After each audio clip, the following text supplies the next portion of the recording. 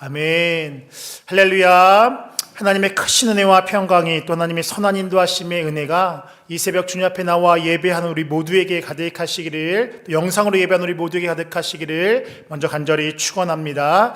오늘 학계 1장 1절부터 15절의 말씀을 가지고 우선순위를 분명히 하는 인생, 우선순위를 분명히 하는 인생이라는 제목으로 하나님의 말씀을 증거하도록 하겠습니다. 오늘부터 살펴보는 학개서는 바사의 다리왕 2년째인 BC 520년경에 기록되었습니다. 시대적인 상황은 에스라에서도 알 수 있듯이 BC 538년에 바사왕 고레스는 바벨론에 사로잡혀 있는 유다의 사람들이 예루살렘으로 돌아가 무너진 성전을 재건하는 것을 허락했습니다. 이에 유다 사람들은 고국으로 돌아가게 되었고, 돌아가자마자 성전 재건을 시작하게 됩니다. 그런데 그들은 그 생존의 염려와 또한 정치적인 어려움 등 여러 가지 사정으로 인하여서 성전 재건을 중단하게 되었습니다. 이에 대해서 에스라 4장 23절 24절은 이렇게 이야기합니다. 아닥사스다 왕의 조서 초본이 르흠과 서기관 심세와 그의 동료 앞에서 낭독되매 그들이 예루살렘으로 급히 가서 유다 사람들을 보고 권력으로 억제하여 그 공사를 그치게 하니, 이에 예루살렘에서 하나님의 성전 공사가 바사왕 다리오 제2년까지 중단되니라 라고 말하고 있습니다. 그러한 상황 가운데 학개와 또 이후 살펴볼 스가랴 선지자가 등장하여서 성전을 다시 지어야 된다, 성전 건축 공사에 대해서 그 재개에 대해서 이야기를 하게 됩니다.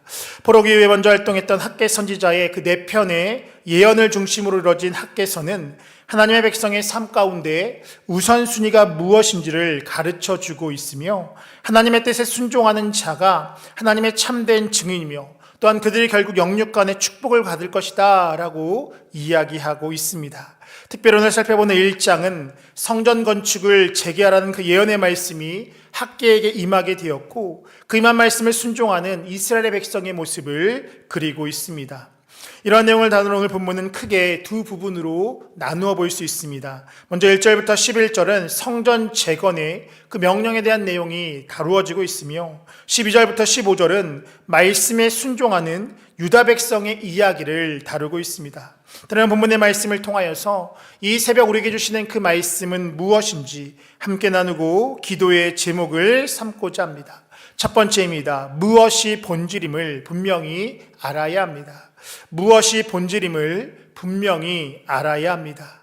오늘 본문 2절입니다. 만군의 여호와가 이같이 말하여 이르노라. 이 백성이 말하기를 여호와의 전을 건축할 시기가 이르지 아니하였다 하느니라 라고 말씀하고 있습니다. 유다 백성의 첫 귀한 자들은 BC 536년 예루살렘으로 돌아오게 되었고, 성전 재건의 기초를 놓으며 성전 공사를 시작하게 됩니다. 그런데 그 공사는 물리적인 여러적인 상황과 또한 이웃 사마리아 사람들의 방해로 인하여서 중단되게 되었습니다. 그리고 16년이라는 시간이 흐르게 되었고, 그쯤에 이 학개 선지자가 하나님의 말씀을 들고 그들 앞에 나타나게 되었던 것입니다. 그 16년 동안의 성전 건축 중단에 대한 유다 백성들 또한 타당한 이유를 가지고 있었습니다. 쉽게 말한다면 우리가 안 짓고 싶어서 안 짓는 것이 아니라 여러 가지의 상황들이 힘들었기 때문에 우리가 성전을 짓는 것을 멈출 수밖에 없었습니다 라는 것이 그들의 논리였습니다. 즉 자신들의 생계를 먼저 해결해야 된다라는 그러한 이유가 그들이 가지고 있었던 성전 중단, 성전 건축의 중단에 대한 이유였습니다. 그 상황에 대해서 본문 6절을 이렇게 얘기합니다. 너희가 많이 뿌릴지라도 수확이 적으며 먹을지라도 배부르지 못하며 마실지라도 흡족하지 못하며 입어도 따뜻하지 못하며 일꾼이 삭슬 받아도 그것을 구멍 뚫어진 전대에 넣음이 되느니라 라고 말씀합니다. 즉 무엇이냐, 그들은 자신들의 상황이 어려웠기 때문에 건축을 하지 못했다라고 이야기합니다.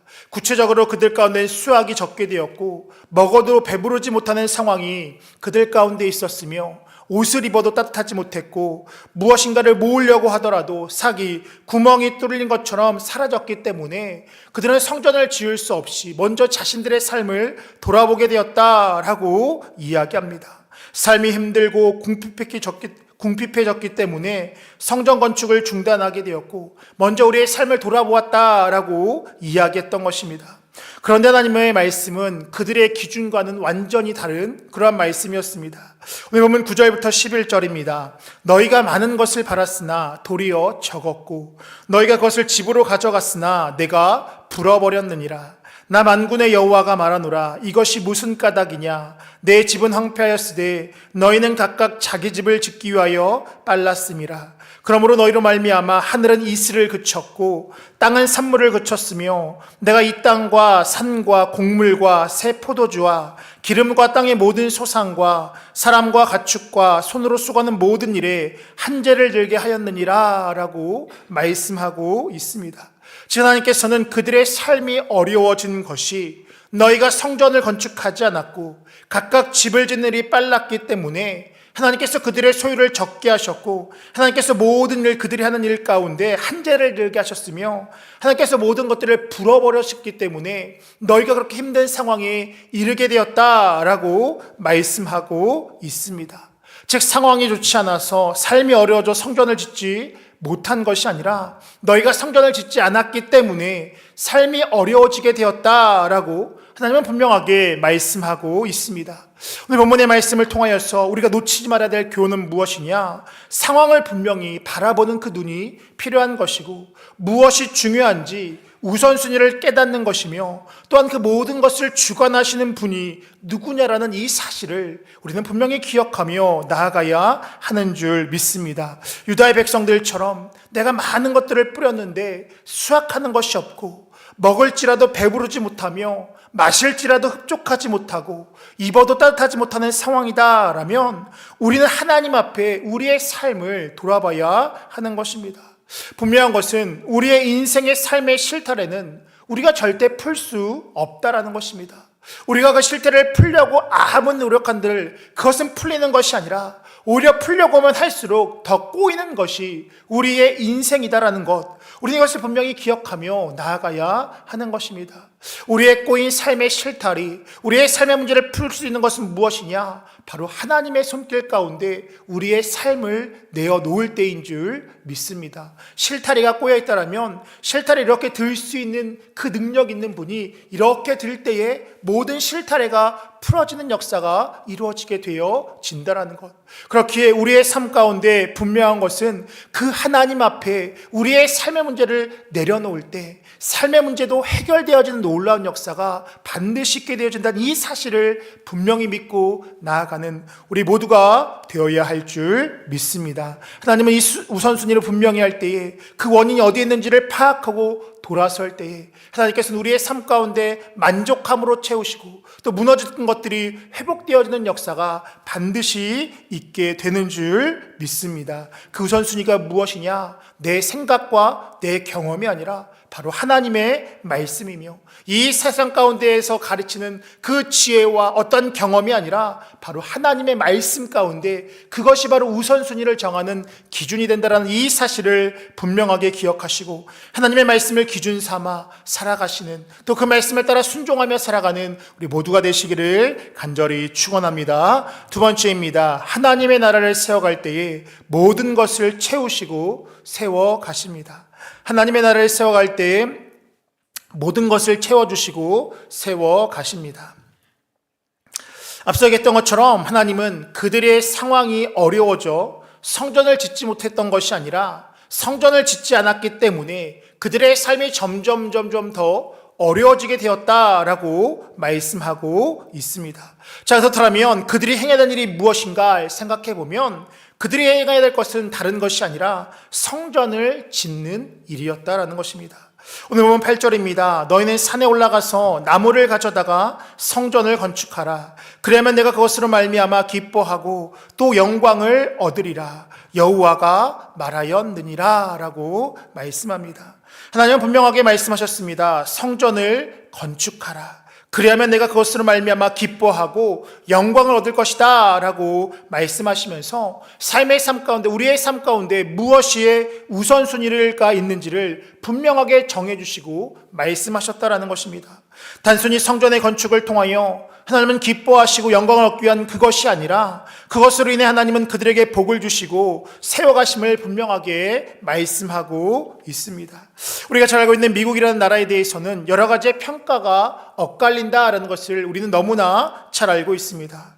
전 세계의 경찰 국가다, 아니면 전 세계의 불법 국가다, 여러 가지의 이야기들이 또 평가들이 있지만 분명한 것은 어떠한 평가를 내리는지 그 진영에 따라서 그 논리에 따라 다를 수 있지만 중요한 것은 현 시점 가운데 정치, 경제, 사회, 문화, 교육 모든 분야 가운데 세계의 중심이 되는 나라가 미국이다라는 것을 우리는 너무나 잘 알고 있습니다.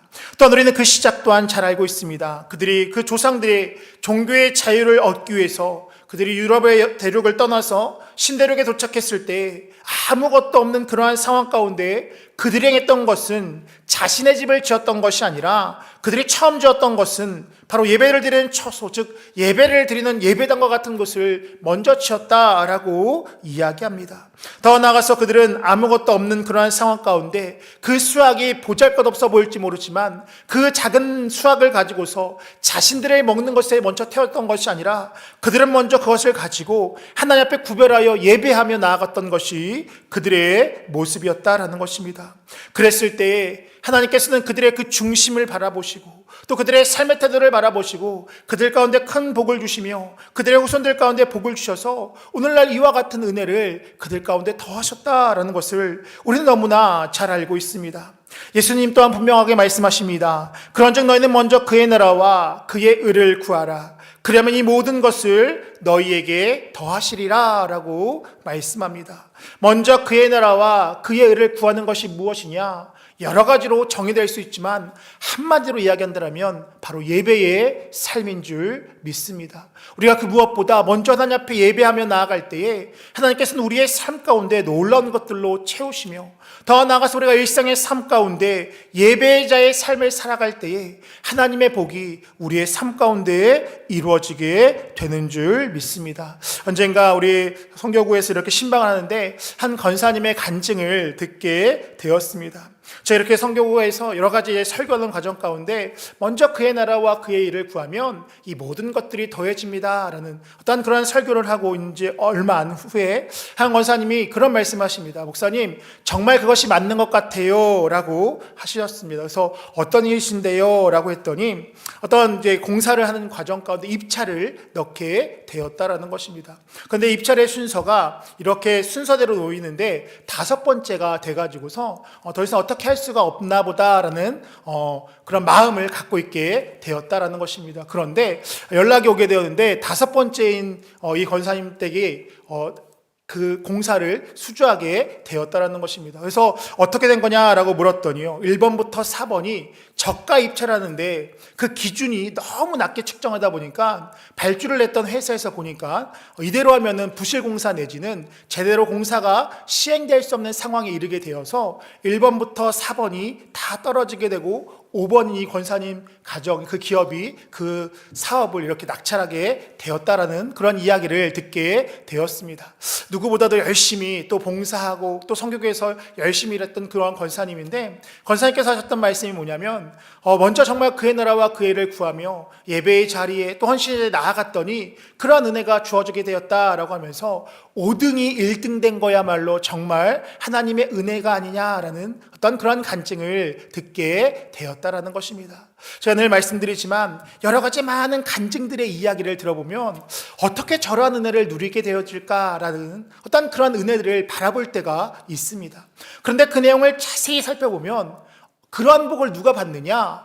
어떻게 저렇게 하나님의 나라를 위하여서 봉사하느냐라는 어떤 그 대전제가 깔려져 있게 되어 있다라는 것입니다. 그렇게 분명한 것은 먼저 그의 나라와 그의 의를 구할 때에 이 모든 것들이 더해지는 은혜가 우리의 삶 가운데 주어지게 되는 줄 믿습니다. 바라는 것은 우리도 이 분명한 우선순위를 기억하시고 먼저 그의 나라와 그의 의를 구함을 통하여서 이 모든 것들이 더해져 버리는 놀라운 은혜와 축복을 누리며 나가는 우리 모두의 삶 되시기를 간절히 축원합니다. 끝으로 하나님의 말씀에 순종할 때에 함께 하시는 하나님을 경험하게 됩니다. 하나님의 말씀에 순종할 때에 함께 하시는 하나님을 경험하게 됩니다.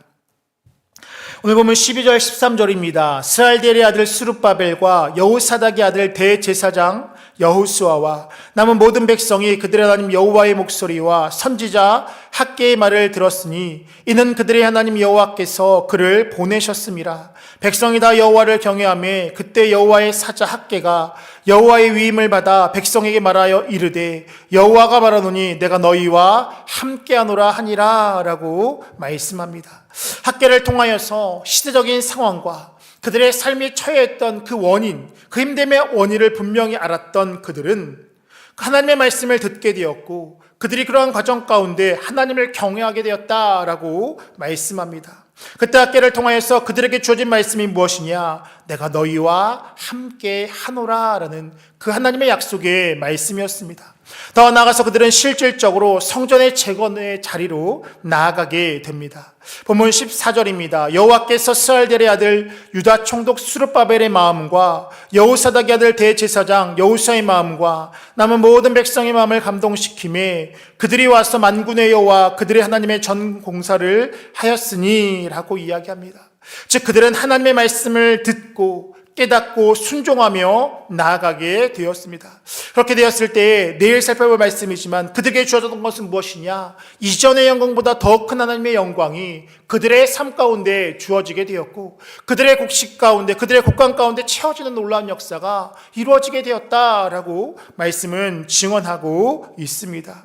이것이 바로 우리가 궁극적으로 행해야 되는 삶의 모습인 줄 믿습니다. 우리가 언제 하나님을 경험하게 되느냐? 우리가 보이지 않는 하나님, 우리의 손으로 만질 수 없는 어떤 그런 하나님이지만 우리가 하나님의 말씀을 따라 순종할 때에 하나님을 경험하게 되는 가장 지름길인 줄 믿습니다. 우리가 그 말씀을 듣고 나아갈 때에 하나님의 일하심을 우리는 깨닫게 되어지는 것이고 더 나아가서 그렇게 깨달아질 때에 앞으로의 삶 가운데도 그 하나님의 은혜를 경험하고 또 기대하며 나아갈 수 있는 그러한 믿음이 우리 가운데 주어지게 되어진다라는 것입니다. 이런 말이 있습니다. 고기도 먹어본 사람이 먹는다라고 이야기하는 것처럼 하나님의 말씀에 누가 순종하느냐, 그 순종하는 과정 가운데 하나님을 경험하게 되어진다라면 앞으로의 삶 가운데 더 큰 순종의 자리에도 이루어지게 되어진다라는 것입니다. 우리가 가만히 인생을 살펴보면 우리의 인생의 삶 가운데 우리의 인생의 삶 가운데 우리의 계획한 대로 살아왔느냐라는 어떤 그런 질문 가운데 단 한 분도 네 그렇습니다 라고 말하는 분들을 뵌 적이 없습니다. 제가 이렇게 신방하는 과정 가운데 장로님, 권사님, 또 집사님, 성도님들 모든 분들에게 물어봤을 때 지금까지도 단 한 분도 인생이 계획한 대로 살아온 적이 없다라고 이야기들 하십니다. 근데 중요한 것은 무엇이냐? 우리의 인생이 그와 같은 것인데 앞으로의 인생 또한도 마찬가지다라는 것입니다. 지금까지는 계획한 대로 살지 못했지만 앞으로의 인생 가운데는 계획한 대로 살겠습니다라고 아무리 결단한다고 한들 우리의 인생은 계획한 대로 살아갈 수가 없다라는 것. 근데 그것이 인생의 모습인데 중요한 것은 그러한 인생의 삶 가운데 승리할 수 있는 방법은 무엇이냐? 인생이 내가 계획한 대로 살아가지 못할지라도 그 인생의 삶 가운데 승리할 수 있는 방법은 무엇이냐? 하나님과 함께 하는 때인 줄 믿습니다. 하나님께서 우리와 함께 하시는 것은 언제 우리가 경험하느냐? 오늘 본문의 말씀처럼 하나님의 말씀, 들리는 하나님의 말씀 가운데 순종할 때 내가 너희와 함께 할 것이다. 내가 너희와 함께 하노라는 그 하나님의 약속의 말씀처럼 동행하신 하나님을 경험하게 되는 줄 믿습니다. 바라는 것은 이러한 상황을 통하여서 여러 가지의 상황들 가운데 주의 말씀에 순종할 때 우리와 함께 하시는 그 하나님을 경험하게 되는 것이고 또 우리를 도우시고 함께 하시는 하나님을 또 만나게 되는 줄 믿습니다. 또한 우리가 그렇게 하나님의 말씀을 따라 나아갈 때에 하나님의 나라를 세워갈 때에 성전이 회복되는 것만큼 예배가 회복되는 것만큼 우리의 삶이 회복되게 되는 것이고 또 예배가 성전이 회복되는 것만큼 삶 가운데 또 직장 가운데 자녀들의 삶 가운데 하나님께서는 채우시고 세우시고 또 놀랍게 행하게 되실 줄 믿습니다. 바라는 것은 오늘도 주의 나라를 위해 순종하며 또 우리에게 주어진 각자의 삶 가운데 주신 사명, 우리의 삶 가운데 들려지는 그 말씀의 순종함을 통하여서 함께 하시는 하나님을 경험하고 또 세우시고 채우시고 또 풍성케 하시는 그 하나님의 복을 누리며 나아가는 우리 모두의 삶 되시기를 간절히 축원합니다. 기도하겠습니다. 오늘도 살아계셔서 역사하시는 전능하신 하나님, 오늘도 이런 새벽 주님 앞에 나와 예배하며 하루를 시작하게 하시니 참으로 감사를 드립니다. 오늘 하루도 주님께서 부어주시는 풍성한 은혜와 복을 누리며 나아가는 우리 모두의 삶 되어질 수 있도록 인도하여 주시옵소서. 우리의 삶의 인과관계를 통하여서 무엇이 우선순위인지를 알게 하여 주셔서 삶의 우선순위를 분명히 하며 그 말씀의 순종함을 통하여 하나님께서 베푸시는 풍성한 복을 누리며 나아가는 우리 모두가 되어질 수 있도록 인도하여 주시옵소서. 우리의 각자의 주어진 삶 가운데 들리는 주님의 말씀을 외면하는 것이 아니라 그 말씀에 열심히 순종함을 통하여서 놀랍게 세우시는 복을 누리며 나아갈 수 있는 우리 모두가 되어질 수 있도록 인도하여 주시옵소서. 무엇보다도 이 새 가운데 먼저 예배를 세우는 삶을 살게 하여 주시고 또 교회를 세우며 하나님의 나라를 세워감을 통하여서 이 모든 것들이 더해지는 놀라운 은혜와 축복을 누리며 나아가는 우리 모두의 삶 되어질 수 있도록 인도하여 주시옵소서. 이 새벽 주님 앞에 나올 때 귀한 예물 드립니다. 드린 손길들 복되게 해주시고 간절한 기도 응답되어진 놀라운 역사를 누리며 나가는 복된 발걸음 되어질 수 있도록 인도하여 주시옵소서. 오늘 하루의 삶 가운데도 우리 광림의 모든 것들의 가정과 직장과 삶의 터전 가운데 함께 해주셔서 주어진 삶 가운데 넉넉히 승리하게 하여 주시되 낮에는 구름 기둥으로 하여 불길로 지켜보아 주셔서 어떤 악함과 야함과 상황과 질병으로 지켜보아 주시고 여호와 영광에 승리하며 나가는 우리 모두가 되어질 수 있도록 인도하여 주시옵소서. 해외에 있는 자녀들 또 군에 간 자녀들 지방에 있는 모든 자녀들에게도 동일한 은혜로 허락하여 주셔서 오늘도 주님 안에 승리하는 우리 모두들 되어질 수 있도록 인도하여 주시옵소서. 특별히 저녁에 쓸 치유 신학 가운데 함께 해주셔서 하나님의 놀라운 치유와 은혜와 회복의 시간 되게 하여 주시고 또 많은 성도들이 함께 나와서 그 은혜와 복을 누리며 나아가는 복된 시간 되어질 수 있도록 인도하여 주시옵소서. 감사드리며 예수님의 이름으로 기도하옵나이다. 아멘.